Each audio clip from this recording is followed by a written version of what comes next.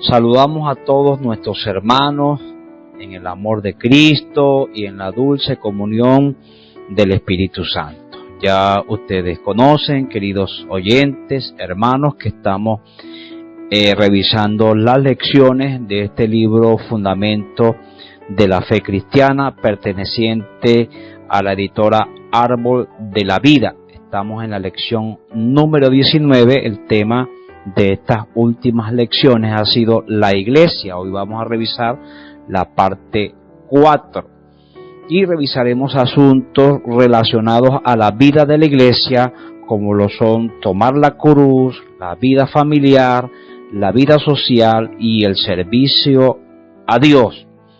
En la lección pasada, los hermanos compartieron para nosotros acerca de los peligros que la iglesia enfrenta en esta era final. Se mencionaron los cambios de esta era y sus señales. También se habló de las señales históricas y geopolíticas. También se habló de las señales de conducta. Alabado sea el Señor Jesucristo. Entonces queremos entrar ya en el desarrollo de esta lección número 19, pero no sin antes acercarnos al Señor en oración. Señor, te damos muchas gracias. Nosotros te agradecemos por tu misericordia, por concedernos esta nueva oportunidad de encontrarnos juntos a través de tus palabras. Deseamos que tus palabras puedan alcanzarnos una vez más y que ellas toquen nuestro corazón, toquen nuestro ser. Nosotros podamos reaccionar a tus palabras y podamos seguir acompañándote con mayor fuerza en tu plan y en tu propósito en esta tierra. Trae para nosotros una revelación fresca, nueva, acerca de tu plan, de tu propósito y de lo que es tu iglesia. Gracias, Señor Jesucristo. Bendice a todos nuestros hermanos que en este momento se reúnen por sus casas, en cada sector. Trae bendición, trae abundancia de palabra para todos nosotros. Bendice también a los hermanos que laboran, trabajando, editando estos audios para que puedan llegar hasta nosotros y seguir siendo edificados como lo que somos. Un cuerpo, tu expresión en esta tierra y en este universo. Gracias, Señor Jesucristo. Amén. En la Biblia, especialmente en el Nuevo Testamento, encontraremos muchas enseñanzas acerca de la iglesia, sus aspectos y su posición en el plan de Dios.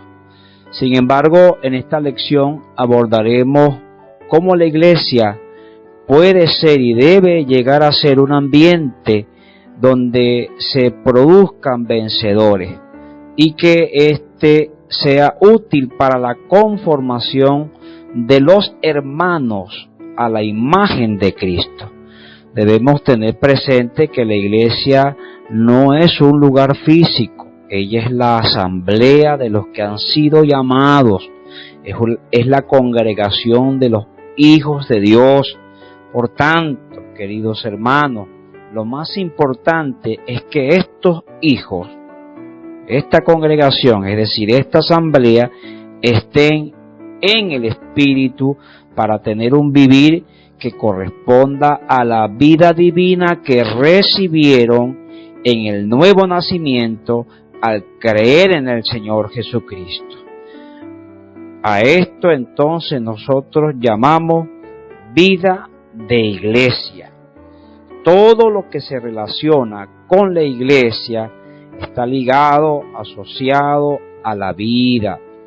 Ella está compuesta por personas vivas en todos los sentidos. Ella es la familia de Dios, también es un cuerpo en el que sus miembros ejercen sus funciones y como la novia, ella también es el complemento vivo de Cristo, es decir, su ayuda idónea. Incluso como el edificio y el templo de Dios, la iglesia es una entidad viva, pues es edificada con piedras vivas.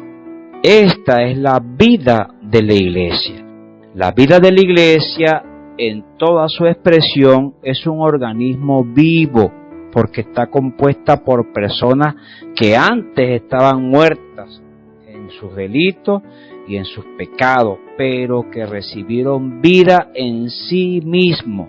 La vida de la iglesia no es el nombre de una iglesia, sino es la manera de describir que la iglesia es viva y que tiene una forma viva de ser, de actuar y de moverse.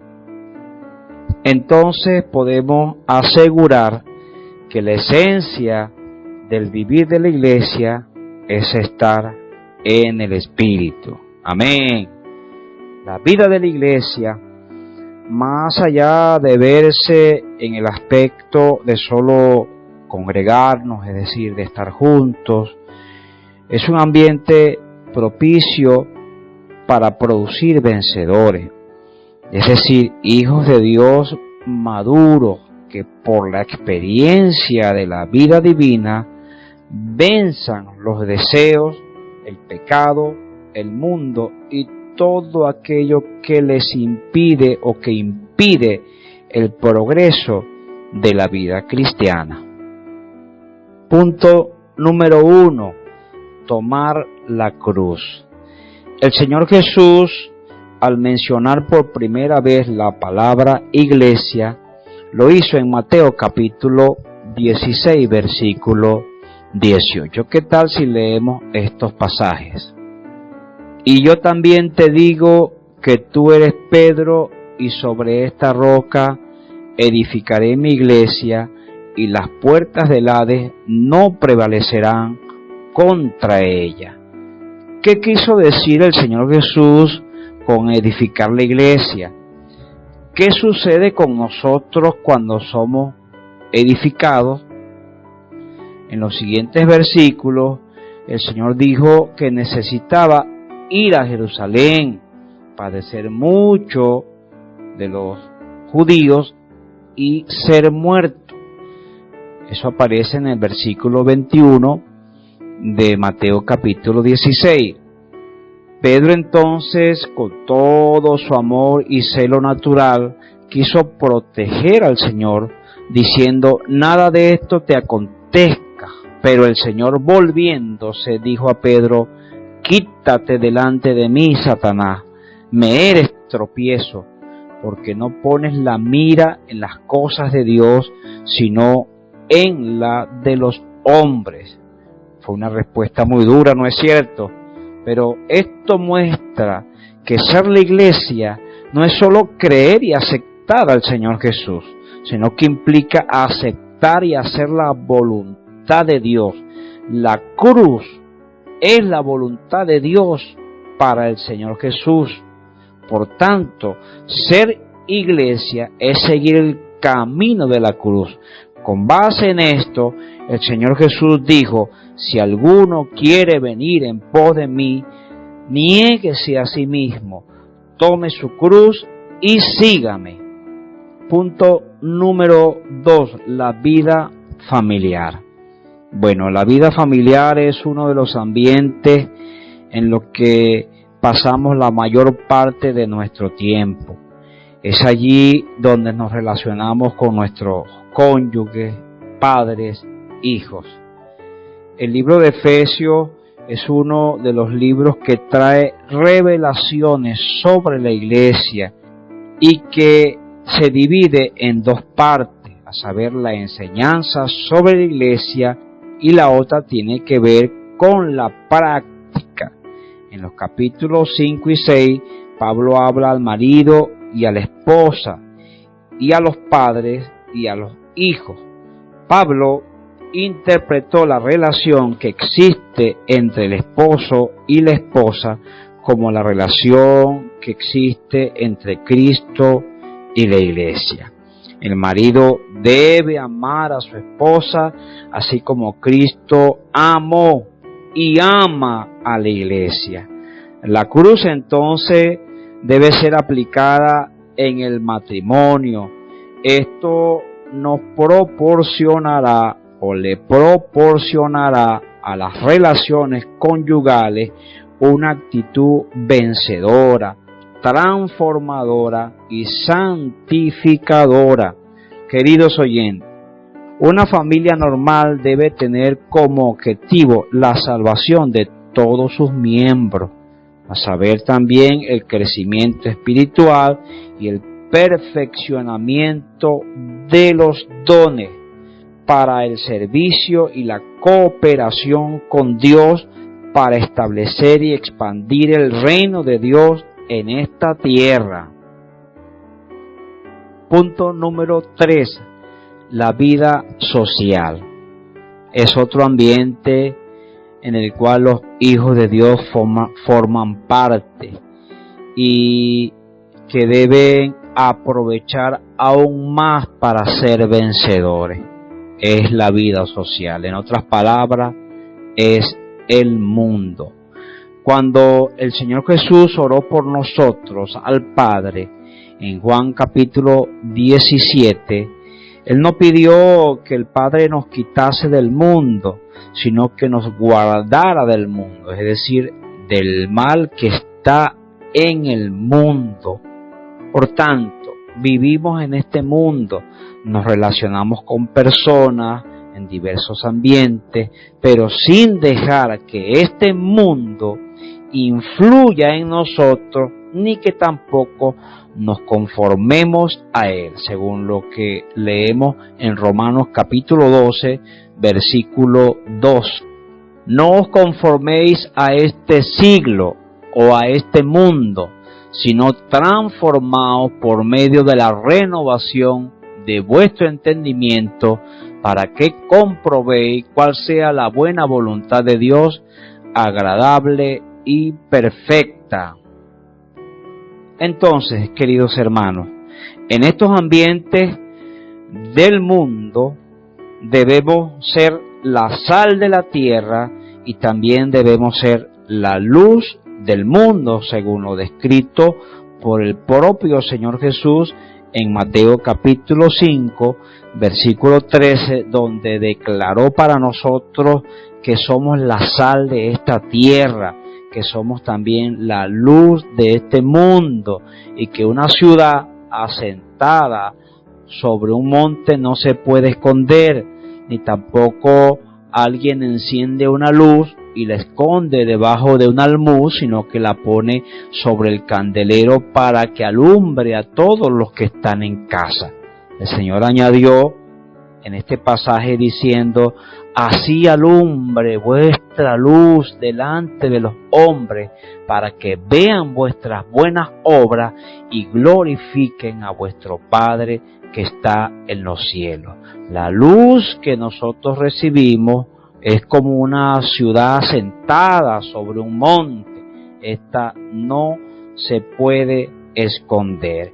Filipenses capítulo 2, versículo 15 dice que nosotros debemos resplandecer como luminares en este mundo, es decir, en medio de una generación perversa y maligna. Nuestra relación en el mundo debe tener como propósito compartir con las personas las riquezas inescrutables de Cristo en este evangelio enviado del cielo. Dado que la boca habla de lo que en el corazón está, cuanto más disfrutemos del Señor, más seremos llenos con Él, más rebosará Él de nosotros en palabra y testimonio. Punto número 4. El servicio a Dios.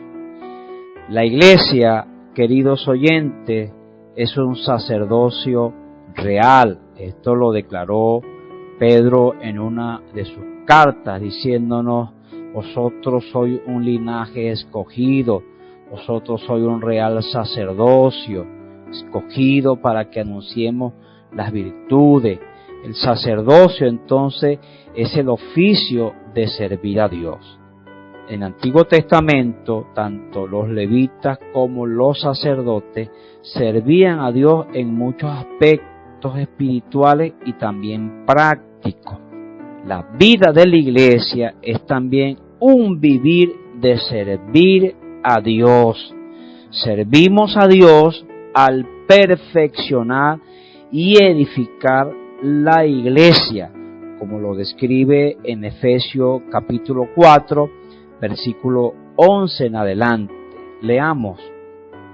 Y Él mismo constituyó a unos apóstoles, a otros profetas, a otros evangelistas, a otros pastores y maestros, a fin de perfeccionar a los santos para la obra del ministerio, para la edificación del cuerpo de Cristo, hasta que todos lleguemos a la unidad de la fe y del conocimiento del Hijo de Dios, a un varón perfecto, a la medida de la estatura de la plenitud de Cristo, para que ya no seamos niños fluctuantes, llevados por doquiera de todo viento de doctrina, por estratagema de hombres que para engañar emplean con astucia las artimañas del error, sino que siguiendo la verdad en amor, crezcamos en todo en aquel que es la cabeza,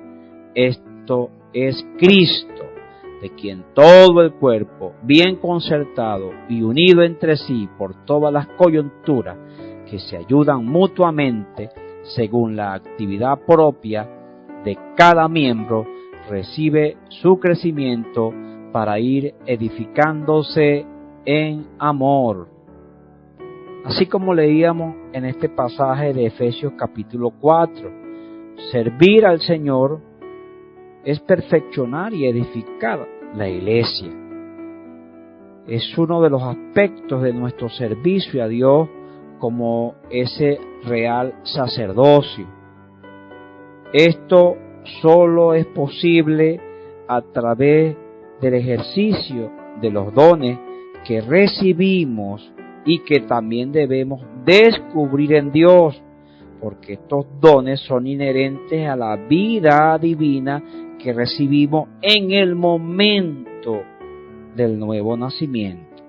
El perfeccionamiento de los santos tiene como objetivo la edificación del cuerpo de Cristo. Dicho en otras palabras, el crecimiento espiritual de sus miembros. Este proceso debe desarrollarse hasta que todos lleguemos. Alabado sea el Señor. ¿No es esto maravilloso? Diera la impresión que aquellos a quienes el Señor constituyó tienen una parte especial. Sí, su función es específica. Apóstoles, profetas, pastores y maestros, evangelistas. Pero estos en el desarrollo o en el proceso del perfeccionamiento llegan también con todos los hermanos, o la meta o el objetivo es que todos nosotros, tanto los que en una oportunidad nos ayudaron a crecer, como nosotros, los que estábamos creciendo, lleguemos a la medida y la estatura de un varón perfecto. Es decir, que lleguemos a ser como Cristo en vida y naturaleza. Qué meta tan maravillosa Dios se ha propuesto, y Él ahora cuenta con nosotros para que cooperemos con Él a fin de que su cuerpo, que es la iglesia, pueda expresarle y pueda representarle en este tiempo y en el futuro llegue a cooperar con Él para la expulsión definitiva de Satanás sobre esta tierra, y el reino entonces pueda establecerse, un reino de justicia y de paz. Alabado sea el Señor Jesucristo. En Mateo capítulo 25, desde el versículo 14, el Señor Jesús habló una parábola sobre la importancia de ejercitar los talentos o los dones. Un siervo, dice esa parábola, que recibió un solo talento. Este tuvo miedo, lo escondió y terminó reprobado por su Señor, siendo puesto en las tinieblas de afuera. Esta parábola muestra la importancia de multiplicar los talentos, o lo que es lo mismo, según en la vida de la iglesia, lo que Dios nos dio debe ser ejercitado y usado en la iglesia. Por último, amados hermanos y oyentes, la iglesia está formada por personas imperfectas. Estas personas pecan, se equivocan, pero ¿sabe cuál es la actitud de estos que están siendo transformados, que están siendo producidos como vencedores?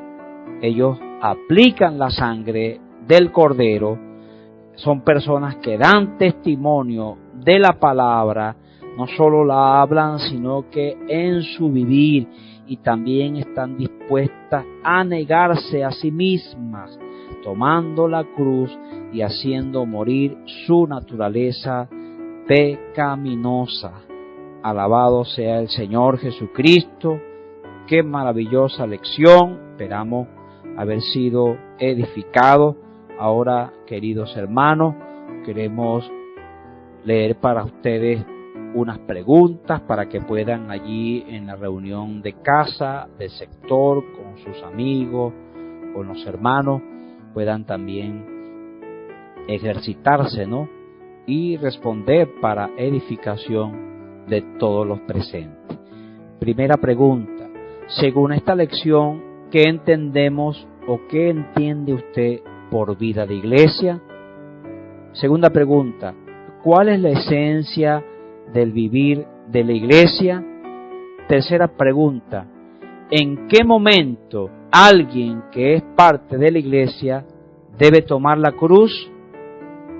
Cuarta pregunta: ¿el objetivo de tener una familia normal en el vivir de la iglesia cuál es? Pregunta número 5: ¿en qué ambiente debemos ser la sal de la tierra y en qué ambiente debemos ser la luz del mundo? Dios les bendiga, Dios les prospere y Dios haga abundar en ustedes esta palabra. Jesucristo es el Señor.